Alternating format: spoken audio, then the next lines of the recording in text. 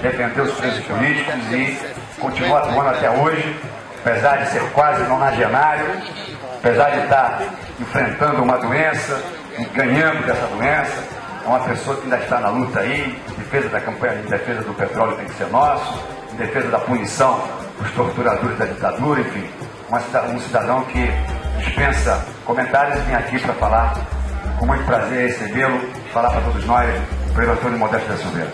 O trabalho que vocês estão fazendo. Qual é a sua etnia? É preciso convencer a todos que estão aqui na periferia de nós. Entendam o nosso trabalho. É um trabalho humanístico que luta, inclusive, em favor daqueles que, não entendendo, estão lutando contra nós. Os índios são os nossos primeiros avós. E não só, eles eram os donos deste país e os que vieram de fora e invadiram o continente, não só invadiram, como liquidaram, não só com a população indígena através de genocídio. O Brasil tinha em 1500, quando os europeus invadiram o Brasil e a América inteira, o Brasil tinha cerca de 7 milhões de índios. E os poucos europeus, ainda que Portugal inteira viesse para cá, não teria sequer Portugal inteiro em 1500, Manuel, não tinha nem 1 milhão de habitantes.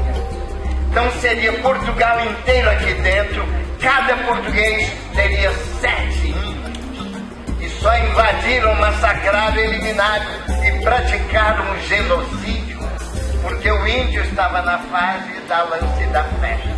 E eles já estavam na base do canhão e da pólvora importada pelos que inventaram na China.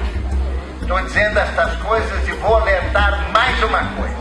Em toda reunião humanística, legal, correta como esta, há sempre os que têm interesse contrário. E eu tenho observado como advogado dos direitos humanos, como advogado que enfrentou a ditadura, que matou, torturou, massacrou. E eu digo isso com autoridade, que mesmo como advogado de policiais, de trabalhadores, de intelectuais e de tudo, até eu como advogado também fui sequestrado e torturado. E não só eu, os advogados que mais atuaram, como Sobralfim, Heleno Fragoso, Evaristo de Moraes, Vivaldo Vasconcelos, Augusto Sesequim, todos nós também fomos sequestrados e torturados pela ditadura e pelos seus sequazes.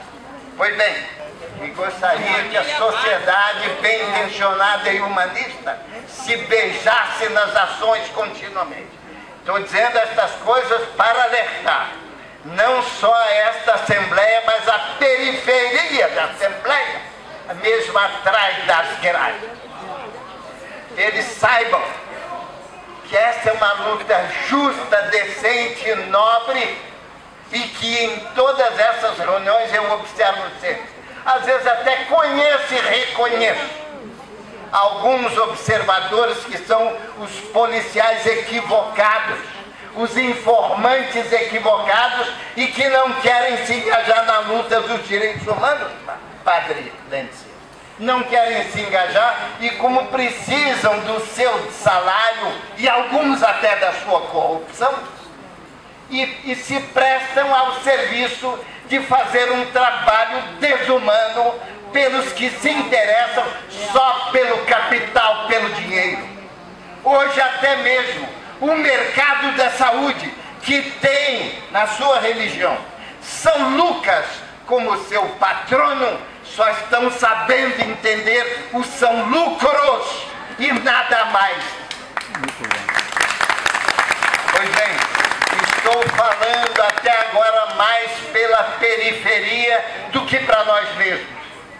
A periferia daqui desta reunião saiba.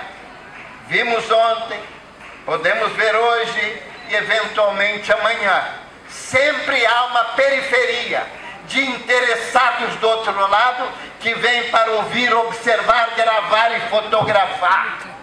Para amanhã, eventualmente até prejudicar individualmente a cada um, como fazia a ditadura, Só que agora estamos num processo democrático, numa democracia evolutiva, que não permite eles fazerem o que fizeram comigo, com Sobral Pinto, já com quase 80 anos. A tortura dentro do DOI-CODE, do DOPS, do SOPS, do CENIMAR, do CISA, do CISAER, e de todas as inúmeras polícias diversas da ditadura, que sequestraram como eu fui sequestrado à meia-noite, da minha casa. Torturaram, mataram muitos, desapareceram com inúmeros. Mas hoje, o processo democrático evolutivo, e se nós quisermos ajudar, num sentido sempre humanístico, nós podemos ter companheiros aqui que passaram pelo fundo do cárcere para locais mais nobres e necessários que este país precisa. Homens que eu vejo aqui, conheço tantos, são verdadeiros monumentos de ética. A periferia está sumindo, observa. Já observaram? A periferia, ou compreendendo. Então eu os convido para integrar, para entender a nossa luta.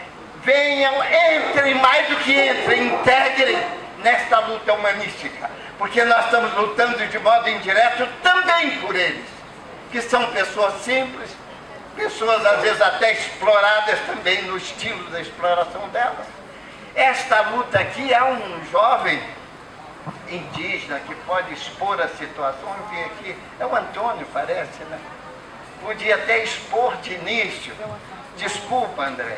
Eu sei que a finalidade aqui é até um pouco